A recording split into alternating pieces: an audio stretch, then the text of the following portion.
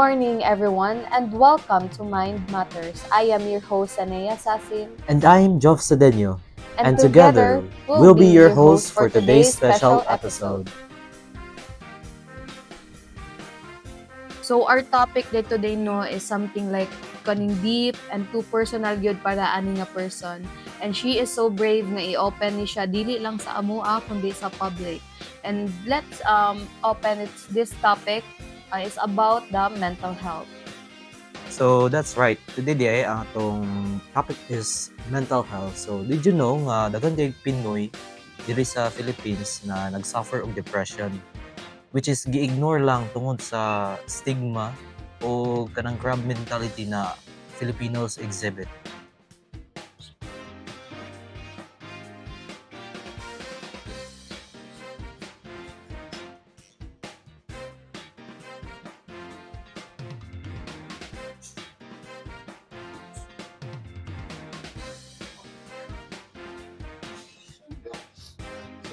Those numbers are alarming, no? But behind every statistic is a real person and a real story. And today nga, we hear this story, one of those. So, kinsa man di ay niyang ato ang special guest karon. So yes, that's right. So atong special guest for today is someone who is a survivor of those battles, those mental health struggles. So come on in, Allaine. Thank you for joining us today on Mind Matters.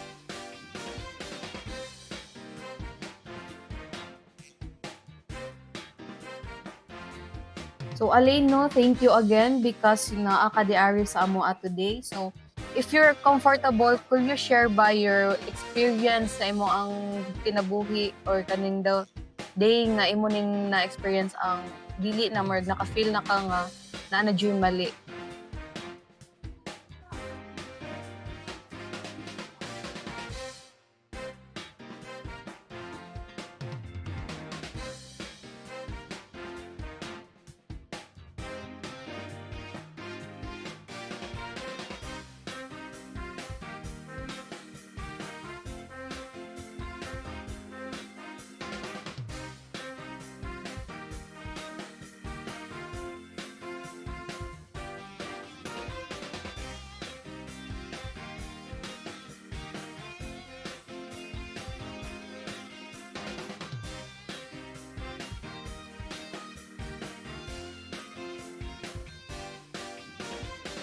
That must have been so difficult, Allaine, no?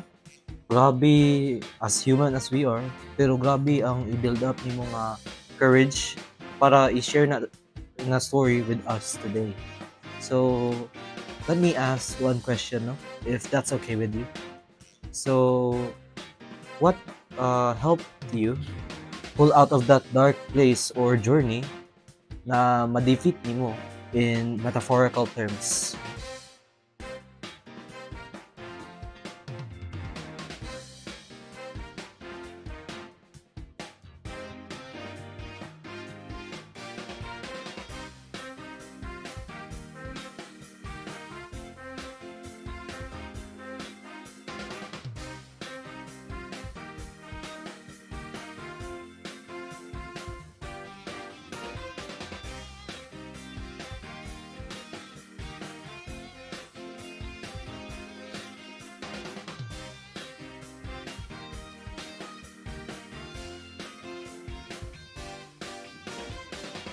So, thank you, Allaine, no, because you shared your story sa amo ano, and that story is so powerful gid kaayo. And I Yes. think nga there's a lot of people nga makarelate gid aning depression and especially the suicidal thoughts because dili ni siya dali nga kaning ma-experience nato especially sa karon nga teenagers and karon nga year, no. But hearing how you found hope and strength kay proof na nga there are always nga way gyud nga mahawa ta ana nga problem. No? So, mao na among message for now, no? Kanang dili gyud ka alone. You're never alone, no? There are more battles to fight, but you are not alone. There will be always someone who will stand and listen to you. So, there will be more lessons after the break. And no nga advisable nga you can open to someone nga trusted gyud kaayo nimo Nadyo part nga dili ta sa family na to mo open, but there are someone nga or friends, closest friends, trusted person nga makastorya nimo ani, because you are not alone and there's a lot of people pod nga magka-guide nimo.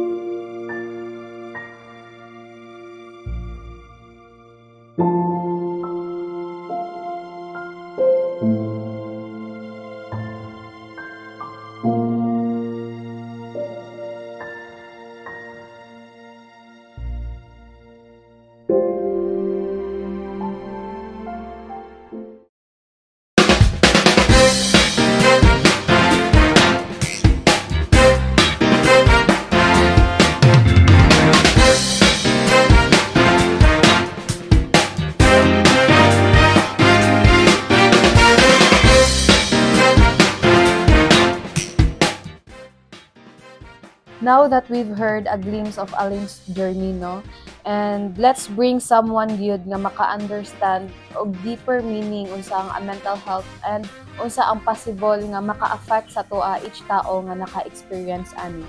And please welcome psychologist and mental health advocate Dr. Gregorio.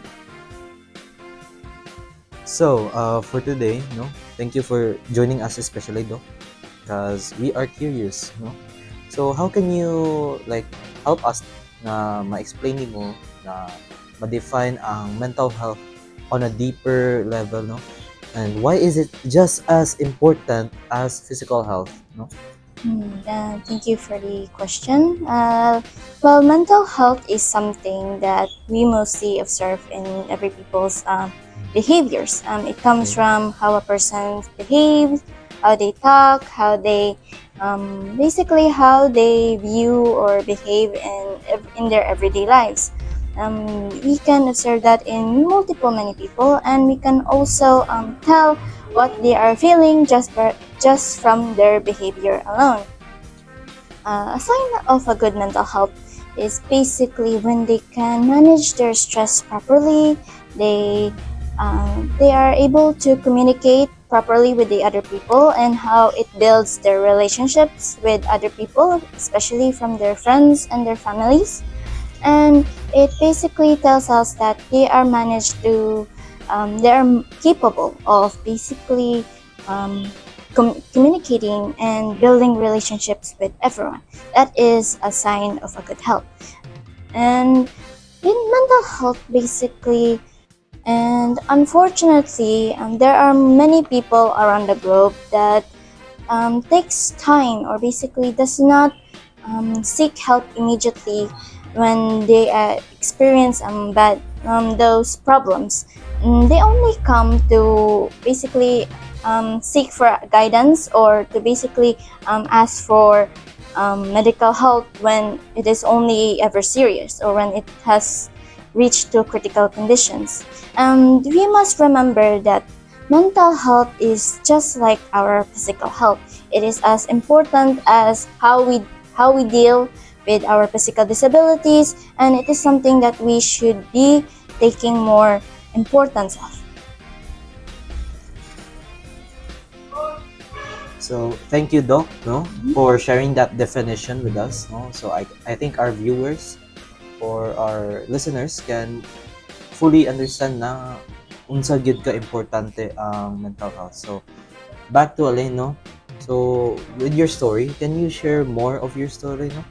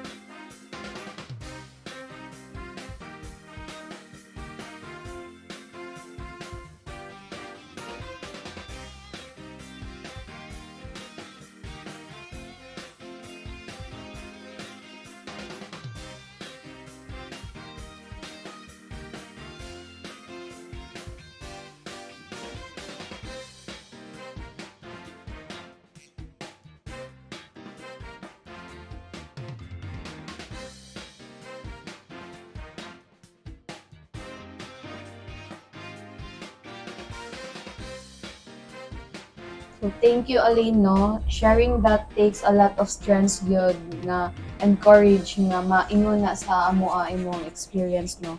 So your story good shows that even it feels like heavy in your heart, no, there are still way to heal the wounds in your heart or the experience you've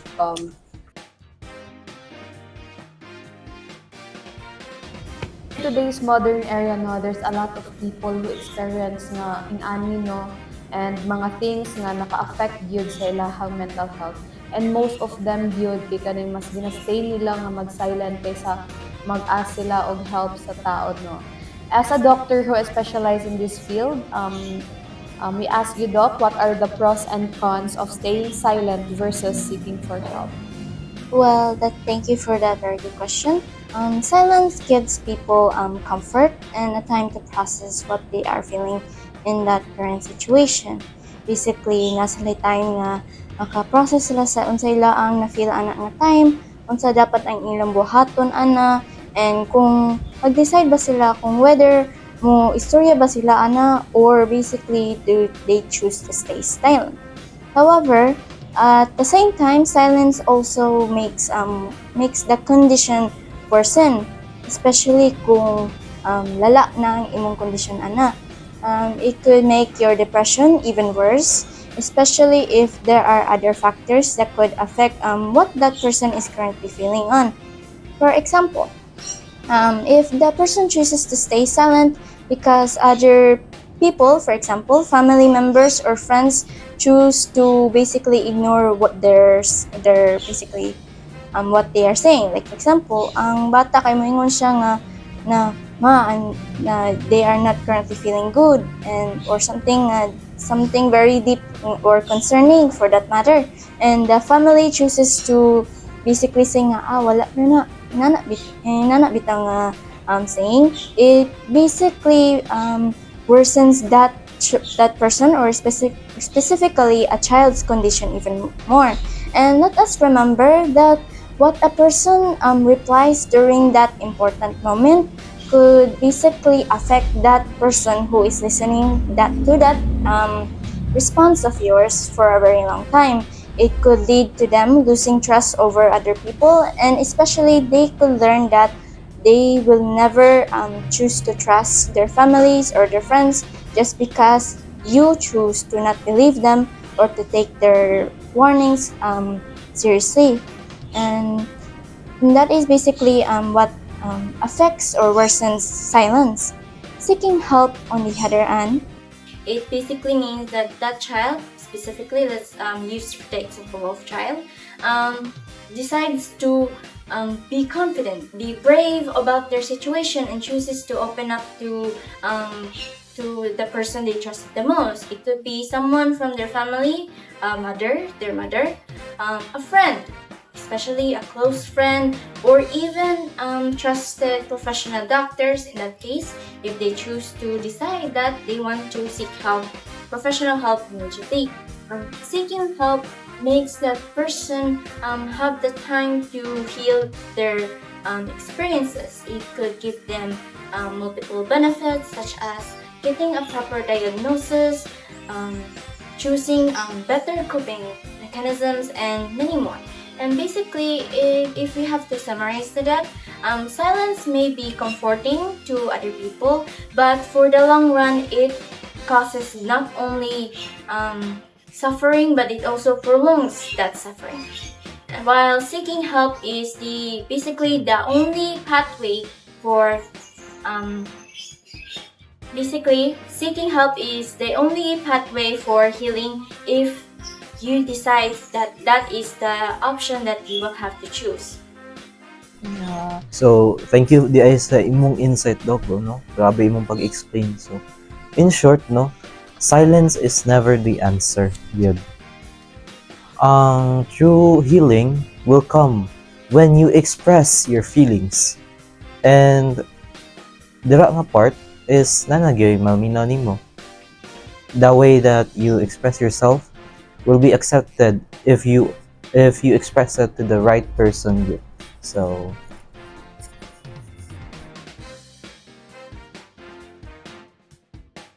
doctor, let's shift to something very important today. So we have our very own Philippine Mental Health Act or Republic Act 11036. So let's welcome our expert for today's. So Dr. Gonzaga. Hello, sir. Good morning, Doc. Pause. So, can you explain what this means? What this necessarily means for our people?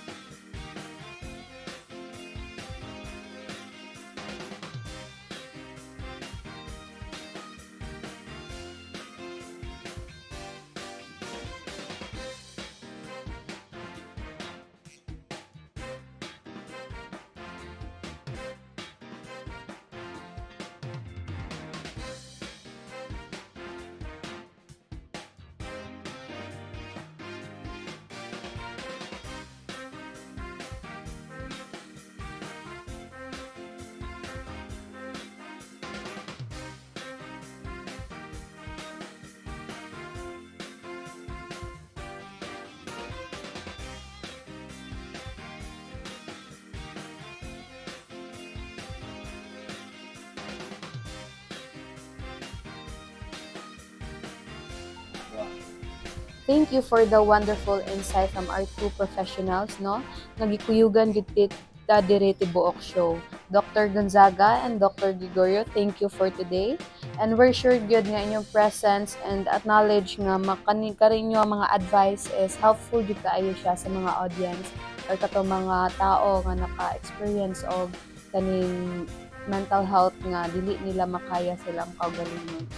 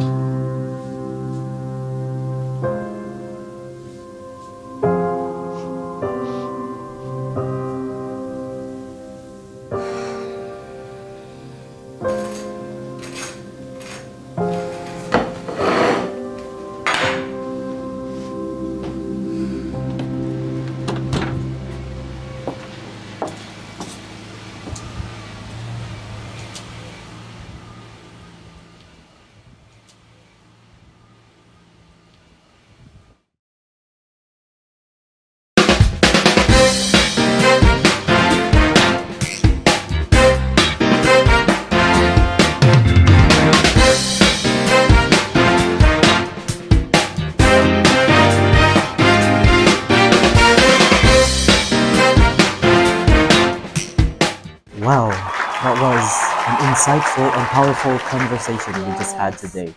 So, this really reminds us that the Philippines still has a lot of improvements, but at least we're going in the right path forward with dealing with the mental health pop-ups. And that's right, no? So before we close, let's give a round of applause sa ato ang special guest, especially sa ato ang audience na ikuyugan gud ta tibuok show, no? So, before we go, let's take a moment for the key lessons that of mental health. No, it's really on the level of physical health. It's just as important as physical health, and that it's not something we can really afford to ignore. Choosing to stay silent will be okay for now, but it often gives you even more struggles. No, so expressing that will be more beneficial for you, but it's gonna be a hard, a hard journey you don't have to rush it. You have to take it step by step. So it opens up to understanding, support, and well-being, and your healing. So that's it for me. Yeah, that's right. And above all, you'd know the power of kaning compassion, awareness, and genuine support nga makuha dapat na to sa tao, especially sa to ang family. And katong mga naay, mga naka-experience ani, I hope nga you guys nga maulian mo or like napa mo'y makita in the better future pod because this is not the end of your life. Napagyud tay very right. journey nga ato malabyan, not this one, but naap kabalugit na nga na ay way. So to our brave Allaine for being here and sharing your journey with us, and to everyone, thank you for being part of today's discussion. This has been Mind Matters. Again, I am your host, hindi kay Tatakwil ni Sanaya Sasil. And nagpapa-enjoy sa inyo, Jov Sedeño. Thank you for joining us today.